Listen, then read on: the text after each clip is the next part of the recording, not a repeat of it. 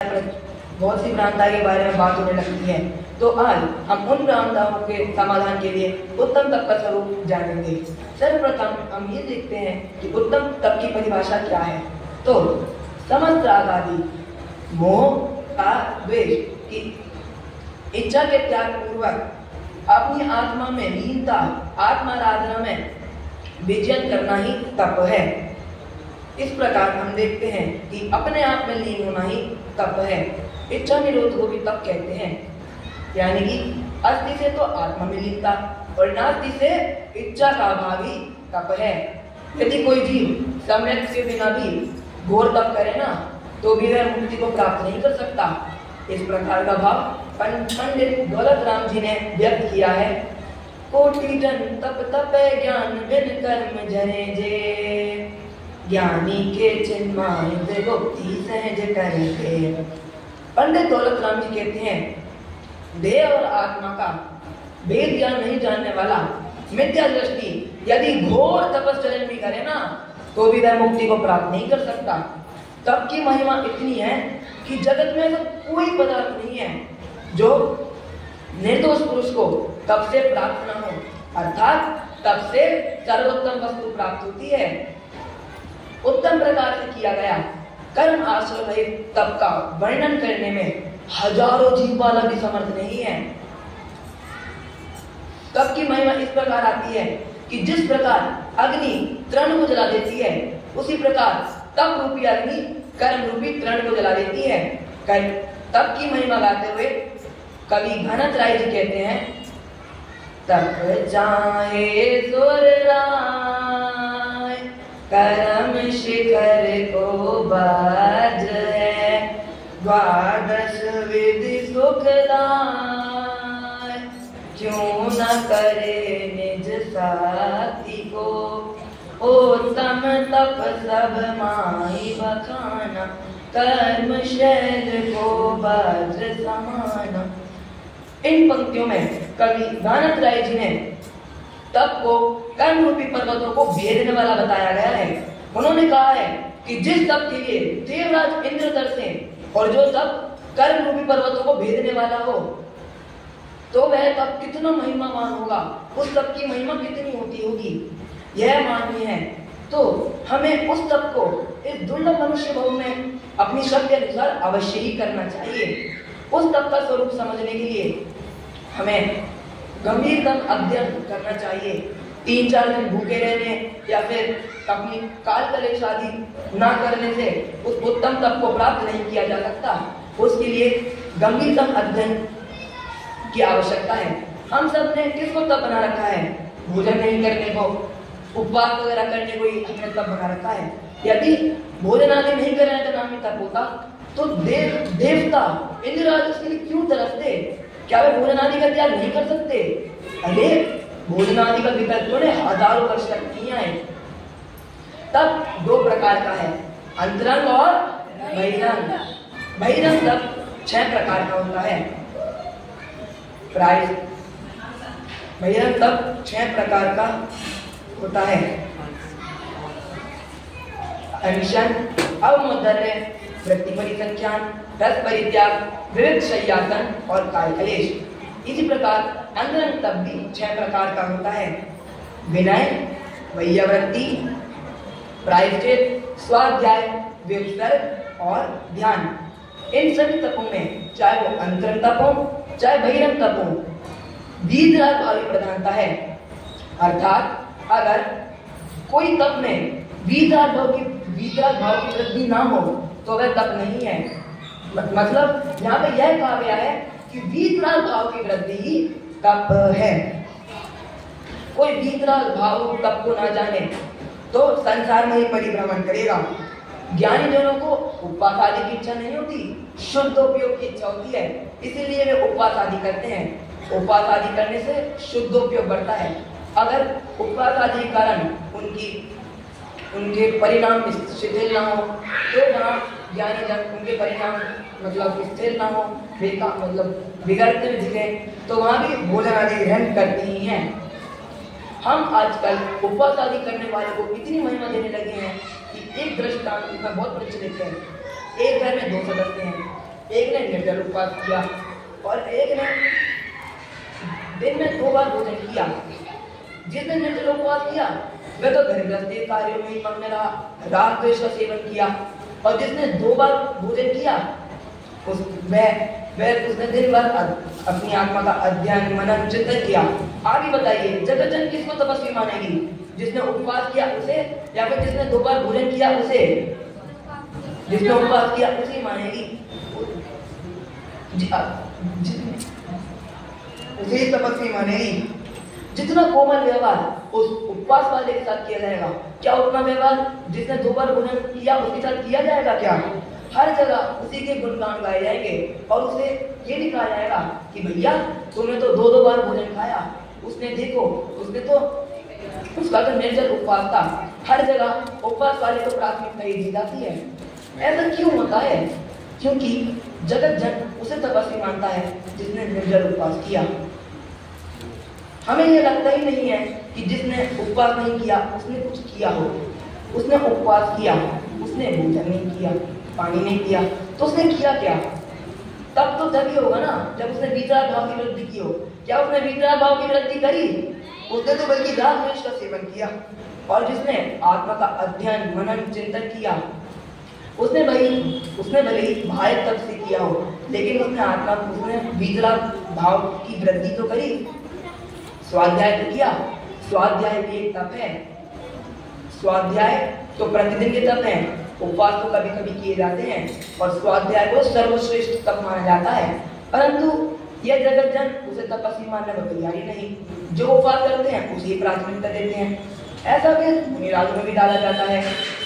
दिन रात अपनी आत्मा में लीन ज्ञानी मुनिराज की अपेक्षा 10 दिन के उपवास करने वाले, लंघन करने वाले तपस्वी के सामने झुकने लगती है।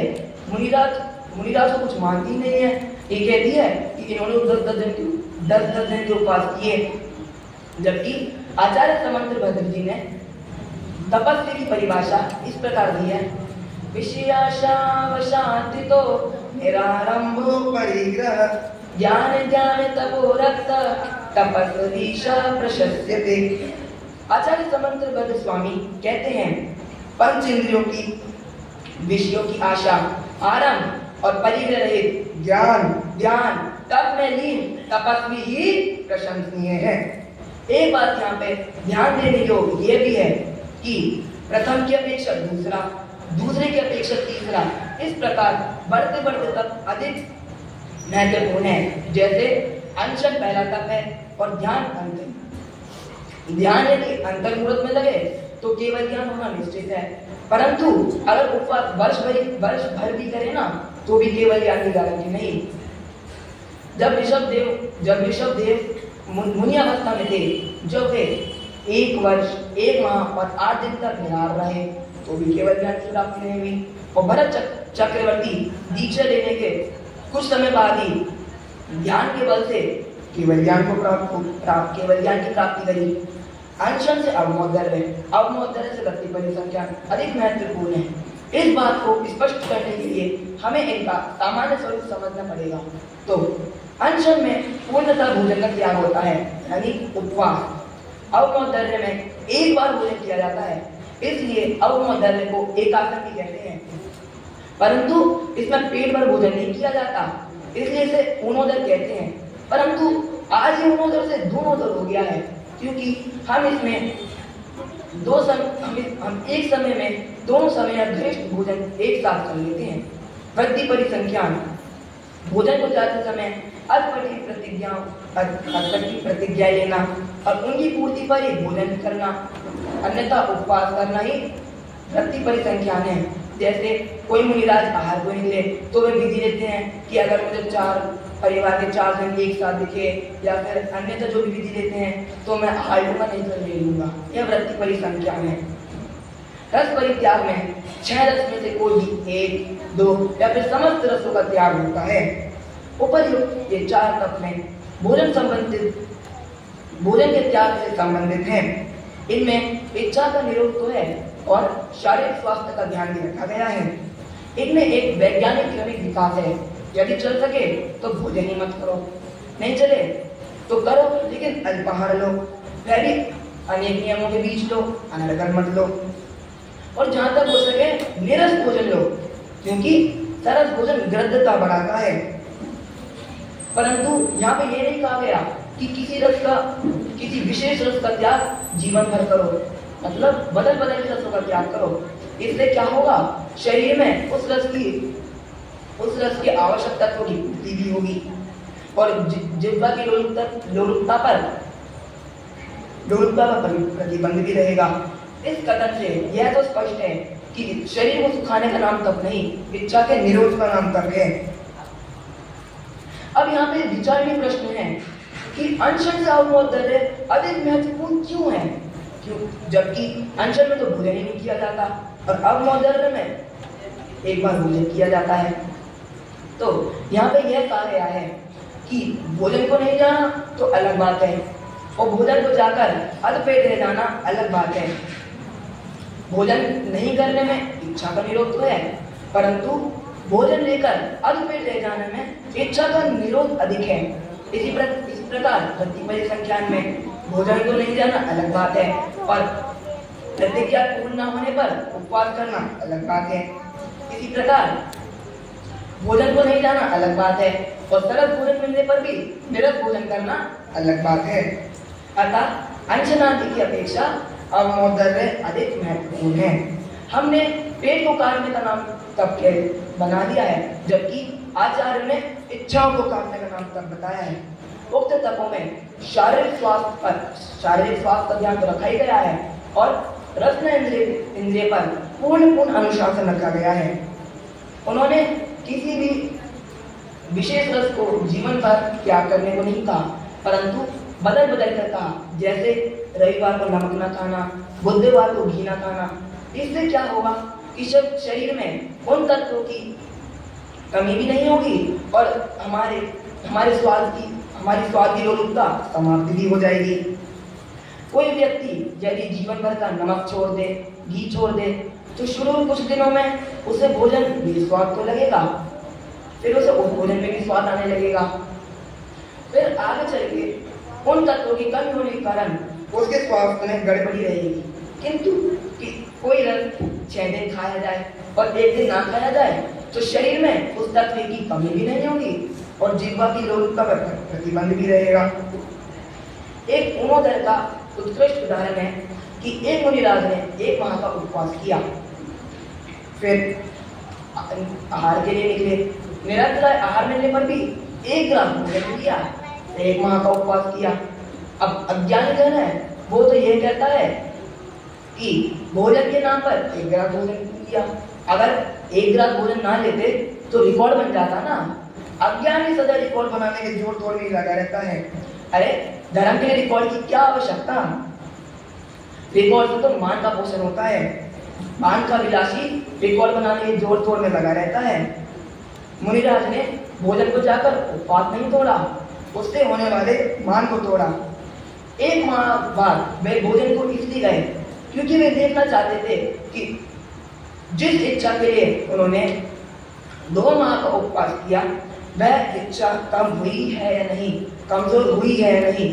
1 गिलास भोजन लेने पर पता चलता है कि उनकी उस इच्छा का निरोध अधिक हो चुका है। विविध शय्यासन, निर्दोष एकांत स्थान पर प्रमाद रहित सोने बैठने की वृत्ति का नाम विविध शय्यासन है।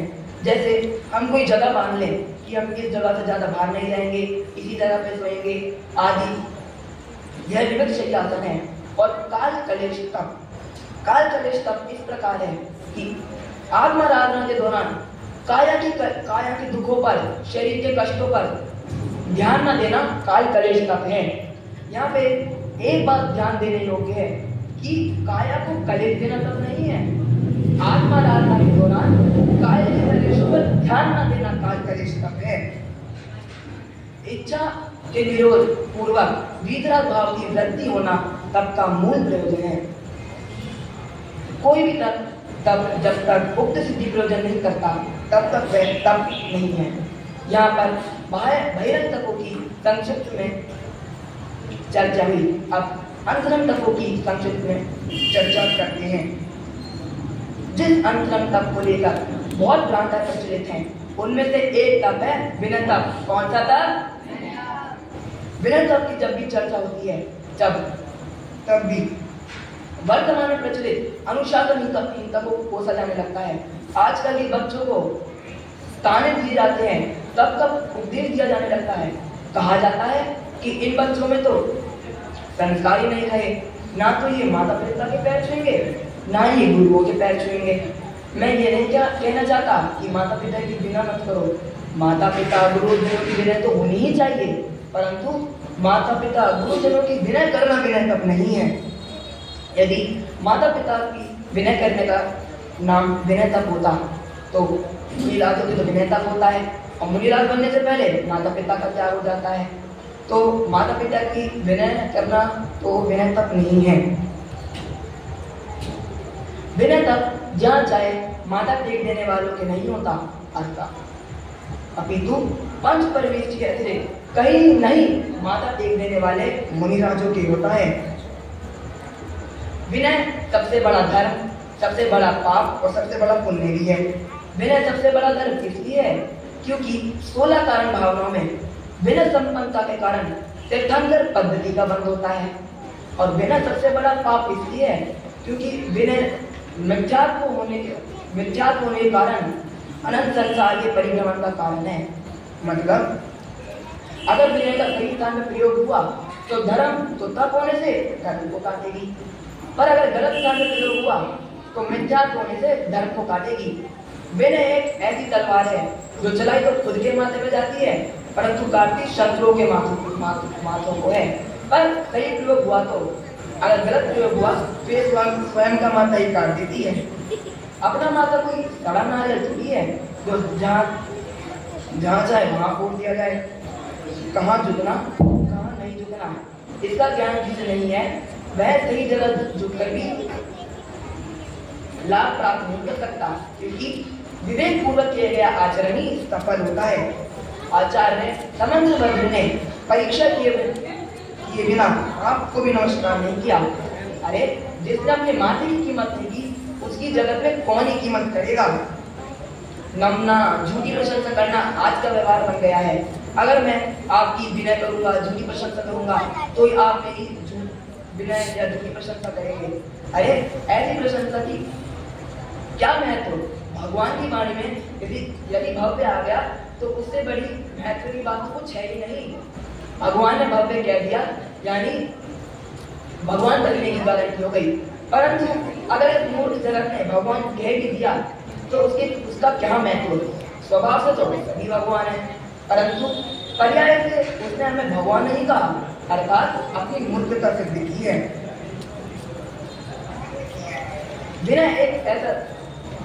विनय बहुत ऊंची चीज है, हमें उसे इतने नीचे स्तर पर नहीं लाना चाहिए। विनय तो वह तप है जिससे निर्जन और मोक्ष होता है। यदि मात्र चरणों में झुकने का नाम विनय होता तो क्या देवता उसके लिए तरसते? क्या उन्हें किसी के आगे झुकने में दिक्कत थोड़ी है। माता पिता के आगे झुकने का नाम विनय तप नहीं है। सच्चे देव शास्त्र गुरु के आगे झुकने का नाम भी विनय तप नहीं है, उपचार विनय है। विनय को 4 भागों में बांटा गया है, ज्ञान विनय, दर्शन विनय, चारित्र विनय और उपचार विनय।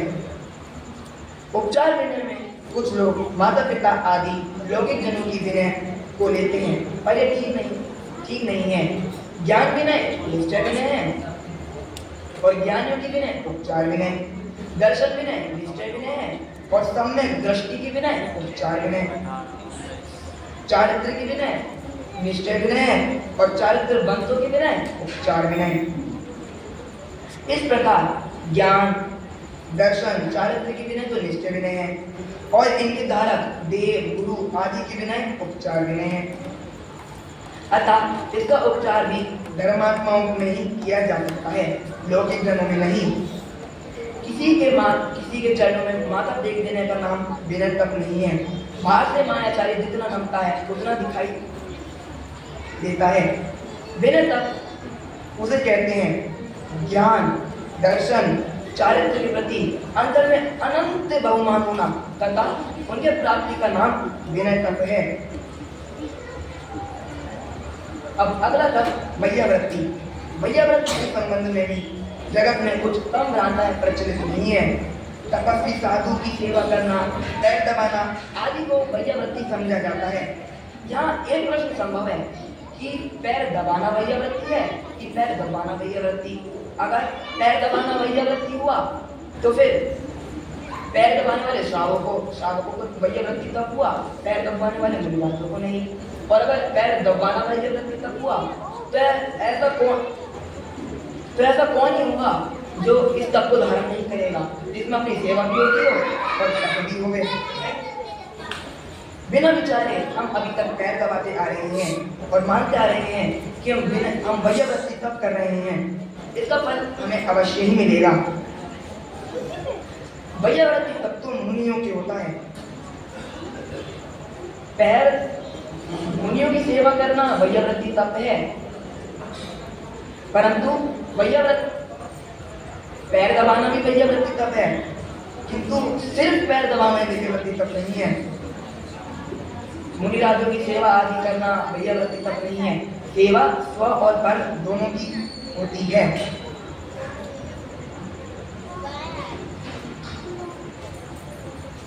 वास्तविक सेवा तो स्व और पर को आत्महित में लगाना है। आत्महित एकमात्र शुद्ध उपयोग दशा में ही है। शुद्ध उपयोग रूप रहने के लिए हमें निरंतर प्रयत्नशील रहना ही वास्तविक वैयावृत्ति है। स्वाध्याय भी एक अंतरंग तप है। हम आजकल सब सुबह सुबह उठकर अखबार और आदि इनका स्वाध्याय करने लगते हैं। यहाँ वहाँ का कुछ भी पढ़ लेना स्वाध्याय नहीं है, परंतु आत्म के हित के बारे में पढ़ना ही स्वाध्याय है। स्वाध्याय 3 शब्दों के मेल से बना है, स्व, अर्ध और अय। स्व माने आत्मा का ज्ञान, स्व माने निज का, अधि माने ज्ञान और अय माने प्राप्त होना। इस प्रकार निज ज्ञान प्राप्त होना ही स्वाध्याय है। व्युत्सर्ग समस्त भाई परिग्रह त्यागी व्युत्सर्ग है। इसकी विस्तृत चर्चा उत्तम आकिंचन और उत्तम त्याग धर्म में आती है। ध्यान तप। ध्यान तप तो सर्वोत्कृष्ट तप है। ध्यान की अवस्था में सर्वज्ञता प्राप्त होती है। यहाँ ध्यान से तात्पर्य आत्मज्ञान बौद्ध ध्यान का नहीं, परंतु शुभ भाव रूप रहित शुद्धोपयोग ध्यान तप से है। जो कर्म रूपी ईंधन को जलावे उस ध्यान तप से है। स्व में एकाग्र होना ही ध्यान तप है। ध्यान तप तो समस्त पर एवं विषय विकारों से चित्त को हटाकर एक आत्मा में स्थिर होना ही है। यदि शुद्धोपयोग ध्यान की दशा एक अंतर मुहूर्त के लिए रह जावे तो केवल ज्ञान की प्राप्ति हो जाती है। समस्त तपों का सार ध्यान तप है। इसकी सिद्धि के लिए ही बाकी शेष 11 तप हैं। तो इस परम पवित्र ध्यान तप को पाकर सभी आत्माएं शीघ्र परमात्मा बने। इसी मंगलवाणी से मैं अपनी वाणी को विराम देता हूँ।